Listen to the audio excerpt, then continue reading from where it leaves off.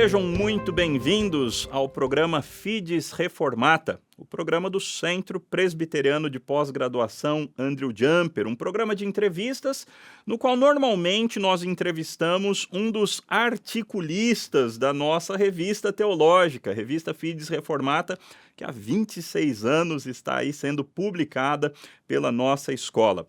Hoje, no entanto, nós faremos algo um pouquinho diferente. Hoje nós entrevistaremos o Dr. Felipe Fontes a respeito do seu último livro, do seu mais novo livro, o livro Idolatria do Coração, um inimigo ignorado. Seja muito bem-vindo, Felipe. Bênção recebê-lo aqui de novo. Obrigado, João Paulo. Alegria sempre falar contigo.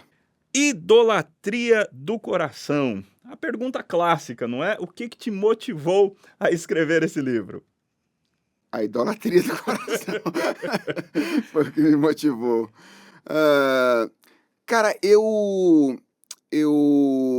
nasci na igreja. Quer dizer, nasci no hospital, mas eu nasci no ambiente, né, eclesiástico, filho de pastor presbiteriano. Temos esse privilégio, juntos, não é? Exatamente. E desde que eu me lembro de mim mesmo, eu sempre me lembro de mim como crente. Sempre me lembro de mim como crente. Às vezes algumas pessoas perguntam para mim, quando é que você se converteu? E eu digo a elas, eu não tenho a mínima ideia de quando foi que eu me converti. Eu sei que eu estou vivo, né? Eu sei que eu estou vivo. Aí eu até explico para elas dizendo, olha, você só sabe quando você nasceu porque alguém te contou. Uhum. Se ninguém te contasse, você não saberia. Mas você não precisa saber quando nasceu para saber que está vivo. Você tem sinais vitais e eu acho que eu tenho os meus sinais vitais para dizer que eu nasci de novo em alguma ocasião. Então, eu sempre me lembro de mim assim como um cristão. Mas eu tive algumas conversões ao longo da minha vida, que eu diria são conversões epistêmicas, assim, conversões de aqueles momentos em que você aprende algumas verdades e que você diz, passei de fase, agora eu estou entendendo a vida de uma maneira diferente. E uma dessas conversões que eu tive foi exatamente quando eu entendi essa noção do pecado da idolatria. Dentre outras razões, porque o fato de eu ter nascido na igreja fazia com que eu, às vezes, olhasse para os meus amigos na juventude um pouco meio de cima para baixo, sabe? Eu nunca tinha experimentado, assim, aquela vida louca que os meus colegas de juventude tinham enfrentado. Então, no fundo, eu me achava bom. Eu me achava, assim, uma pessoa que, olha, se Deus me levar para o céu, sabe, me salvar, eu acho que ele está fazendo uma coisa boa porque eu sou uma pessoa legal. Até que eu me deparei com literatura sobre esse assunto e eu compreendi assim, a gravidade do pecado, a natureza enganosa do pecado, a minha necessidade de redenção, e a partir daí ficou claro o quanto eu precisava de Jesus Cristo e a maneira como eu precisava compreender melhor a batalha espiritual na qual eu estava envolvido. Então, idolatria do coração é um assunto com o qual eu me relaciono não apenas teoricamente, mas é um assunto com o qual eu me relaciono pessoalmente, no sentido de ter sido beneficiado pelo assunto ao longo da minha vida espiritual. Você lembra quais foram alguns desses livros ou pessoas que te ajudaram nessa caminhada aí? Sim. Bem, acho que o principal foi o meu pai, pastor como eu, o reverendo Paulo Fontes. Ele começou a lidar com esse assunto também quando ele estava no mestrado e eu estava no seminário lá no JMC, então ele compartilhando comigo essas coisas que ele estava estudando e lendo. E um livro muito importante para mim foi um livrinho do David Powlison chamado Ídolos do Coração e Feira das Vaidades. Esse livrinho me ajudou muito, foi o primeiro livro sobre idolatria que eu li e ele foi importantíssimo para abrir os meus olhos para essa temática. Você trabalha com esse tema neste livro e num outro livro seu. Esse é um tema normalmente tratado no ambiente do aconselhamento bíblico, mas você é um apologeta, um filósofo cristão. Qual é aí a interface que existe entre apologética ou filosofia cristã e esse tema idolatria do coração? Perfeito. Toda e qualquer área de aplicação, e é o caso da teologia pastoral, nesse caso mais especificamente o aconselhamento, ele, consciente ou inconscientemente, essa área está sustentada por uma filosofia. Uma das coisas que me apaixona na filosofia é que ela é uma disciplina de base, ou é uma disciplina de fundamento.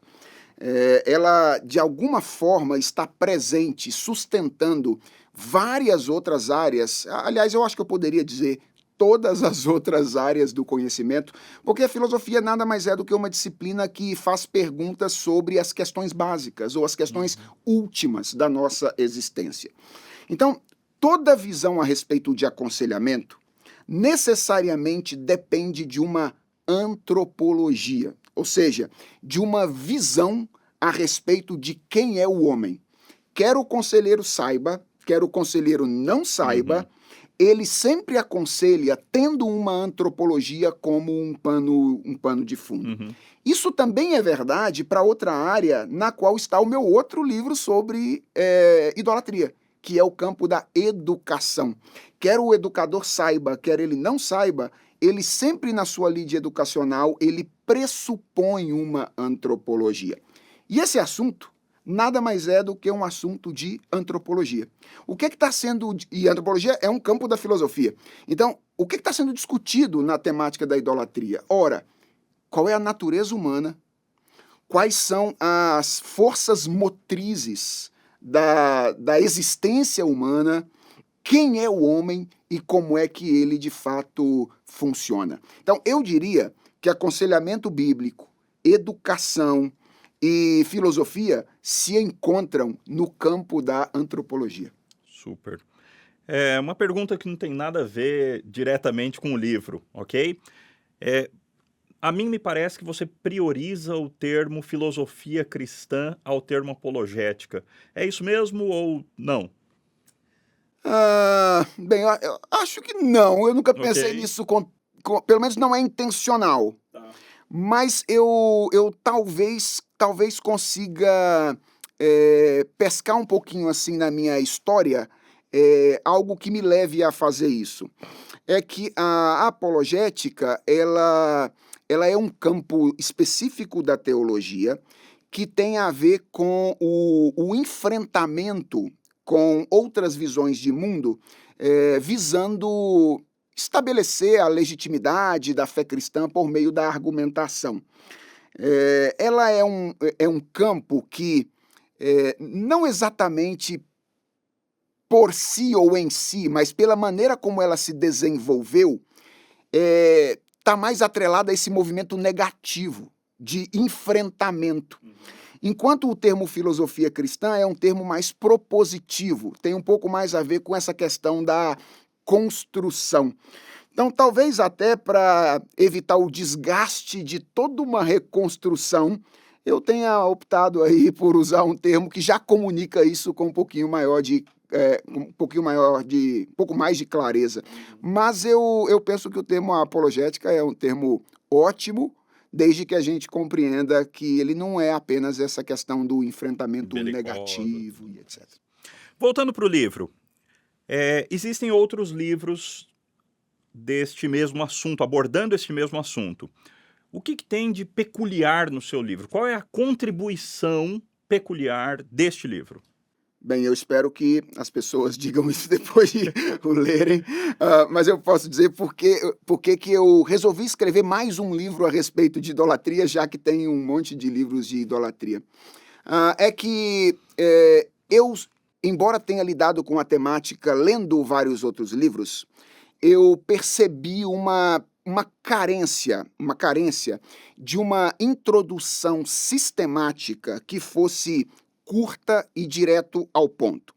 Os livros de aconselhamento bíblico, eles são excelentes, me ajudaram muito na compreensão da temática da idolatria, mas eles são, para alguém que é muito analítico como eu, cartesiano como eu, textos meio cansativos de ler, porque eles inserem muitas histórias, muitos estudos de caso e etc. E quem é mais analítico como eu sou, está querendo assim sistematizar as ideias, não tem muita paciência de ficar esperando para ficar catando essas coisas. Outros livros, eles têm isso, mas eles são muito acadêmicos, são livros muito, muito robustos assim, para que a gente seja introduzido muito rapidamente ao assunto. Então, o que este livro pretende fazer? Ele pretende ser uma introdução sistemática que forneça ao leitor uma entrada que seja simples e rápida na compreensão da temática da idolatria. Talvez ele ajude mais pessoas que têm uma mente mais analítica, como a minha. Aqueles que não têm vão se deliciar com os livros do campo de aconselhamento bíblico e etc. Embora uma introdução curta é sempre muito bem-vinda. Você vai direto ao ponto, isso é muito bem-vindo. E uma coisa que eu gostei demais do seu livro foram alguns dos gráficos que ele tem, muito pertinentes, coisa muito interessante, ajuda bastante a entender, a compreender esses conceitos. Felipe, quais outros livros sobre o assunto você indicaria? Você falou agora há pouco sobre o livro do David Powlison. Quais outros livros sobre o assunto você nos indicaria? Olha, há muitos livros sobre isso no mercado editorial brasileiro. Me vem à mente aqui todo o material do pessoal do aconselhamento bíblico noutético. Então, tudo que você encontrar aí do Ted Tripp, do Paul Tripp, do Ed Welch, vai lidar de alguma forma com essa temática da idolatria, e são livros importantíssimos para a compreensão dessa questão. Eu me lembro de um livro sobre essa temática especificamente, de alguém desse grupo, é o livro Ídolos do Coração, da Elise Fitzpatrick, que é um livro excelente, pode servir como uma boa introdução. Como esse assunto não é apenas um assunto que diz respeito à vida individual, mas também à vida cultural, tem o livro Deuses Falsos, do Tim Keller, aplicando a ideia de idolatria à vida na cultura, que é um livro bastante interessante. E para aqueles que eventualmente gostam muito de teologia bíblica, esse é um livro um pouco mais acadêmico, um livro assim de leitura um pouco mais difícil. Tem o livro do Dr. Greg Beale, Você se torna aquilo que adora, que é também um livro bastante interessante. Então a gente tem aí muito material em português para nos deliciarmos com o assunto da idolatria. Falando para quem não entrou no assunto ainda, por que idolatria do coração? Quando você está falando de coração, do que exatamente você está falando? Você está falando dos sentimentos? Do que exatamente você está falando? Perfeito. Em geral, quando a gente pensa na idolatria, a gente sempre pensa na idolatria como um pecado externo. Mas uma das teses centrais do livro é que, na Bíblia, a idolatria não é um pecado primariamente externo. Ele é um pecado que se exterioriza, mas ele é fundamentalmente um pecado interno. E tem a ver com as nossas motivações mais fundamentais.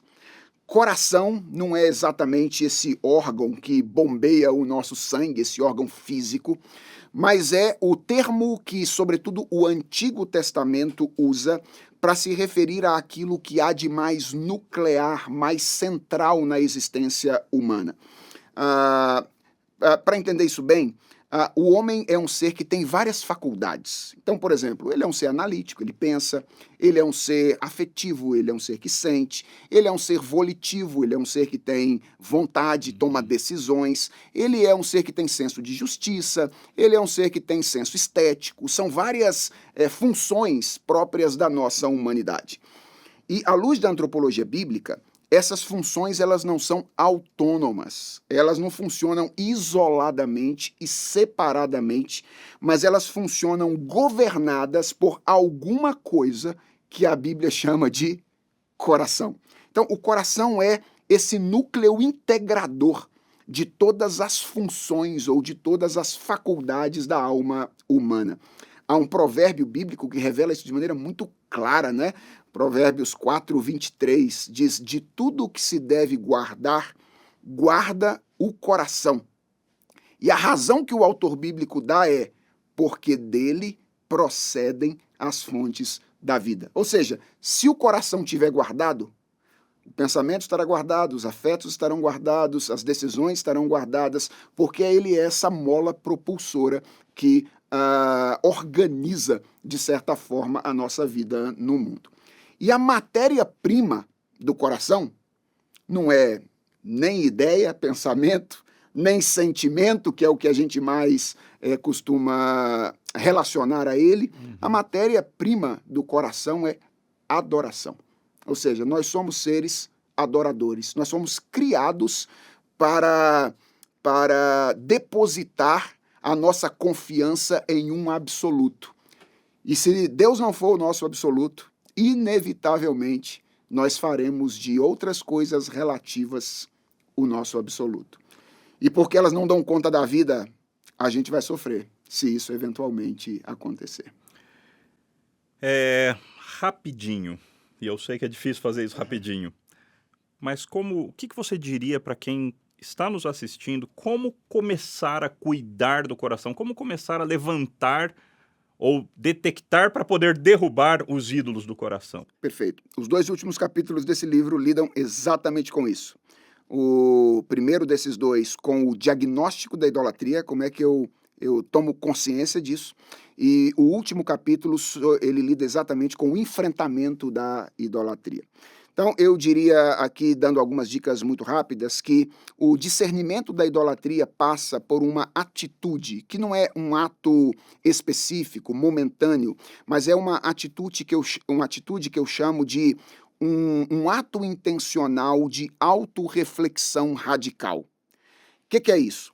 É um mergulho para dentro do ser, por meio das janelas que o nosso ser tem, nossas palavras, nossos pensamentos, nossos sentimentos, nossas ações e reações, que visam questionar a si mesmo e se perguntar: o que me motivou a agir dessa maneira? Por que eu falei desse jeito com a minha esposa ou com os meus filhos? Por que quando alguém fez aquilo comigo eu reagi desta maneira? Por que quando eu fico sem pensar nada, são essas coisas que vêm à minha mente e ao meu pensamento? Esse mergulho intencional para dentro de si é essencial para que a gente consiga descobrir diante do que ou diante de quem eu tenho me curvado na minha vida. E descobertos esses ídolos, o enfrentamento é um enfrentamento paulatino e constante que envolve batalhas duríssimas e duradouras, para as quais nós temos armas importantíssimas, não é?